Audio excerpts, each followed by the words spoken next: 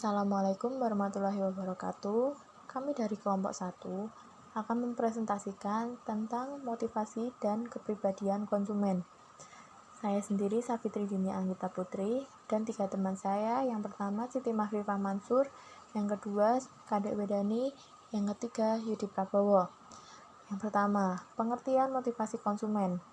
Motivasi konsumen adalah keadaan di dalam pribadi seseorang yang mendorong keinginan individu untuk melakukan kegiatan-kegiatan guna mencapai suatu tujuan. Pengertian motivasi sendiri yaitu kekuatan pendorong yang mendorong orang untuk bertindak. Itu mewakili alasan untuk bertindak atau berperilaku dalam cara tertentu. Yang kedua, konsumen adalah setiap orang memakai barang atau jasa yang tersedia dalam masyarakat, baik kepentingan diri sendiri, keluarga, orang lain, maupun makhluk hidup lain, dan tidak untuk diperdagangkan. Slide selanjutnya yaitu tentang kebutuhan teori dan tujuan konsumen. Kebutuhan adalah keadaan atau hal-hal yang diinginkan atau dibutuhkan dan mereka mengarahkan kekuatan motivasi. Kebutuhan manusia yang paling dasar adalah biologis dan memenuhinya secara berkelanjutan keberadaan fisik dan keamanan. Misalnya, saat orang tua menyekolahkan anaknya, sekolah mereka mengharapkan lingkungan yang aman secara fisik. Ada 2 jenis kebutuhan manusia. Yang pertama, fisiologis, yang kedua, psikologis. Kebutuhan fisiologis bersifat bawaan, dan pemenuhannya menopang keberadaan biologis. Mereka meliputi kebutuhan makanan, air, udara, perlindungan. Sedangkan kebutuhan psikologis dipelajari dari orang tua, lingkungan sosial, dan interaksi dengan orang lain. Di antara banyak lainnya, mereka mencakup kebutuhan akan harga diri, prestise, kasih sayang, kekuasaan, dan prestasi tubuh dari lingkungan luar. Untuk pengertian tujuan adalah hasil yang dicari dari perilaku yang termotivasi, dan semua perilaku manusia berorientasi terhadap tujuan.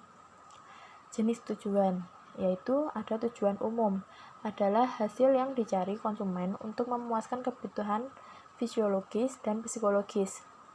Sasaran khusus produk adalah hasil yang dicari konsumen dengan menggunakan produk atau layanan tertentu. Teori-teori kebutuhan. Di sini saya mengambil teori kebutuhan berdasarkan Abraham Maslow. Ada 5 kebutuhan dasar. Yang pertama yaitu kebutuhan fisiologis. Hal inilah yang menjadikan kebutuhan ini yang paling penting. Manusia bisa menjadi hilang fungsi ketika ketubuhannya, fisiknya tidak terpenuhi dengan baik. Contohnya, ketika seseorang dalam keadaan lapar dan tidak terpenuhi kebutuhannya, maka konsentrasi serta kekuatannya akan menurun. Yang kedua, yaitu kebutuhan keselamatan dan rasa aman. Ini melibatkan situasi di mana mengurangi atau mengeluarkan ancaman yang ada di dalam tubuh atau kehidupan kita. Ancaman tersebut meliputi penyakit, kecelakaan, kerusakan lingkungan, dan lain sebagainya. Sedangkan keselamatan fisiologis memiliki hubungan dengan keadaan psikis seseorang. Keadaan psikis tidak kalah pentingnya dengan keadaan fisik. Jika psikis kita merasa terkena ancaman, maka aktivitas sehari-hari akan terganggu. Yang ketiga, yaitu kebutuhan cinta dan rasa memiliki. Pada umumnya, manusia ingin mendapatkan sebuah pengakuan dari orang lain dan ingin diterima oleh semua pihak, baik teman, keluarga, maupun tetangga. Selain itu, rasa cinta dan memiliki juga diharapkan oleh semua manusia. Yang keempat, yaitu kebutuhan penghargaan dan harga diri. Dalam hal ini, kebutuhan akan harga diri meliputi keinginan terhadap kekuasaan, kekuatan, pencapaian, kompetisi, dan lain sebagainya. Sedangkan untuk penghargaan, di sini manusia menginginkan apresiasi. Untuk penghargaan dari orang lain berupa hadiah, pujian, atau bisa juga dalam bentuk pengakuan atas kehadirannya. Kebutuhan aktualisasi diri. Ini adalah poin yang terakhir, poin kelima, yaitu kemampuan manusia untuk merealisasikan kemampuan yang dimiliki dengan baik. Selain itu, aktualisasi diri meliputi harus mengenali diri dengan baik. Misalnya mengendalikan emosi, memiliki kreativitas tinggi, dan percaya diri dalam mencapai sesuatu. Nah, menurut Maslow, kebutuhan aktualisasi ini adalah tingkatan yang paling tinggi. Tingkatan paling tinggi dari kebutuhan-kebutuhan yang lainnya. Untuk presentasi selanjutnya akan dilanjutkan oleh teman saya. Sekian dari saya. Wassalamualaikum warahmatullahi wabarakatuh. Selanjutnya saya akan menjelaskan mengenai pengukuran motif. Motif adalah daya dalam diri seseorang yang mendorong orang tersebut melakukan sesuatu atau seseorang yang menyebabkan kesiapannya melalui serangkaian tingkah laku. Hal tersebut dapat dilakukan dengan cara pengukuran secara teknik melalui pendekatan secara kuantitatif maupun secara kualitatif, yaitu dengan melakukan kegiatan survei melalui penyebaran angket kepada para konsumen. Kemudian selanjutnya pengertian kepribadian. Kepribadian didefinisikan sebagai ciri-ciri kejiwaan dalam diri seseorang yang menentukan dan mencerminkan orang tersebut merespon terhadap lingkungannya. Akan tetapi, kepribadian cenderung mempengaruhi pilihan seseorang terhadap sebuah produk. Nah, sifat-sifat inilah yang mempengaruhi para konsumen dalam merespon usaha promosi para pemasar. Dari pengertian kepribadian tersebut, terdapat 3 sifat mendasar mengenai kepribadian. Yang pertama, kepribadian mencerminkan perbedaan individu, yaitu kepribadian merupakan konsep yang berguna kita untuk menggolongkan konsumen dalam suatu kelompok yang berbeda atas dasar satu dengan yang lainnya. Kepribadian yang kedua yaitu kepribadian bersifat konsisten dan bertahan lama. Adalah suatu kepribadian pada umumnya sudah terlihat sejak manusia masih berumur anak-anak.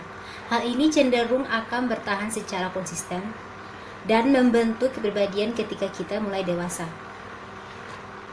Kepribadian yang ketiga yaitu kepribadian dapat berubah. Kepribadian dapat mengalami perubahan pada keadaan-keadaan tertentu. Kepribadian seseorang berubah bukan hanya karena mengalami peristiwa-peristiwa tertentu, akan tetapi adalah proses menuju pendewasaan dengan berbagai unsur-unsur. Selanjutnya saya akan membahas mengenai teori kepribadian. Teori ini dibangun atas dorongan dan kebutuhan manusia seperti dorongan seksual maupun biologis. Keduanya merupakan inti dari motivasi dan kepribadian manusia. Selanjutnya yaitu teori kepribadian Neo-Freud, di mana hubungan sosial menjadi dasar pembentukan dan pengembangan kepribadian seseorang, sehingga manusia berusaha supaya dapat mencapai sasaran yang rasional yang disebutnya sebagai gaya hidup. Teori ini lebih memfokuskan pada pengukuran kepribadian menurut karakteristik psikologi khusus yang disebut sebagai sifat. Sifat didefinisikan sebagai cara khas dan relatif bertahan lama yang dapat membedakan seorang individu dengan individu lainnya. Karakteristik kepribadian konsumen, yaitu ada 4 macam karakteristik. Yang pertama, usia dan tahap siklus hidup. Orang membeli barang dan jasa yang berbeda-beda sepanjang hidupnya. Selera orang terhadap pakaian, perabot, dan rekreasi juga berhubungan dengan usaha. Yang kedua, pekerjaan dan lingkungan ekonomi. Pekerjaan seseorang juga mempengaruhi pola konsumsinya. Para pemasar berusaha mengidentifikasi kelompok pekerjaan yang memiliki minat di atas rata-rata terhadap produk dan jasa mereka. Yang ketiga, kepribadian dan konsep diri. Yang dimaksud kepribadian adalah ciri bahwa psikologis manusia yang khas yang menghasilkan tanggapan yang relatif konsisten dan bertahan lama terhadap rangsangan lingkungannya. Yang terakhir, nilai dan gaya hidup pembeli. Gaya hidup adalah pola hidup seseorang di dunia yang terungkap pada aktivitas, minat, dan opininya.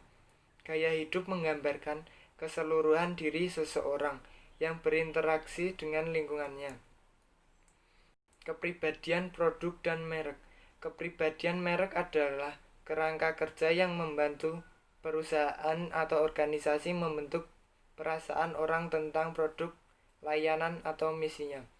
Kepribadian merek suatu perusahaan memunculkan respon emosional dalam segmen konsumen tertentu, dengan maksud menghasut tindakan positif yang menguntungkan perusahaan. Yang terakhir, citra diri.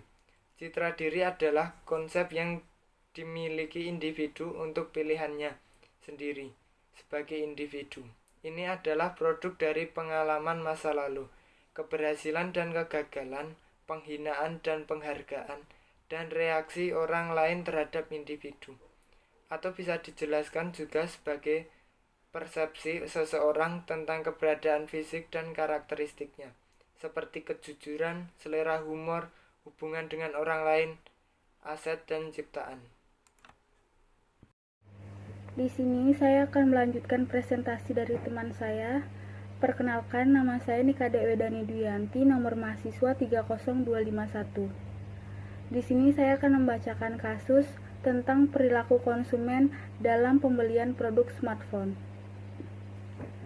Smartphone atau telepon seluler sekarang telah berkembang pesat, di mana banyak orang yang sangat membutuhkan produk tersebut. Smartphone telah memasuki kehidupan masyarakat dan telah menjadi pokok dalam kehidupan masyarakat. Contohnya saja dalam pandemi ini, banyak masyarakat yang menggunakan smartphone untuk membeli makanan, untuk memesan kendaraan umum, dan membeli perlengkapan rumah tangga. Namun pada zaman sekarang ini, smartphone tidak hanya digunakan sebagai alat komunikasi. Contohnya saja influencer atau selebgram. Mereka akan mencari smartphone yang memiliki RAM lebih besar dan megapiksel yang lebih tinggi, karena mereka menggunakan kamera atau RAM mereka untuk menyimpan barang hasil dari kerja mereka untuk diposting di sosial media dan akan mendapatkan uang. Saat konsumen sedang mencari apa yang sedang mereka butuhkan, maka mereka akan melakukan beberapa tahap dari pembelian. Yang pertama adalah tahap pencarian informasi tentang smartphone yang sesuai dengan keinginan mereka.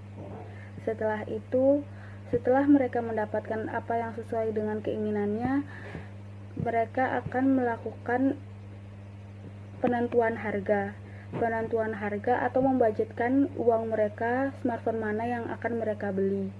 Setelah mereka membudgetkan uang tersebut, mereka akan mencari dan akan membeli smartphone yang mereka inginkan. Setelah itu mereka akan mengevaluasi barang yang sudah mereka beli atau produk yang sudah mereka beli apakah sesuai dengan keinginannya. Salah satu usaha yang dapat dilakukan dalam merebut segmentasi pasar adalah dengan cara selalu memperbarui fitur-fitur dari produk tersebut.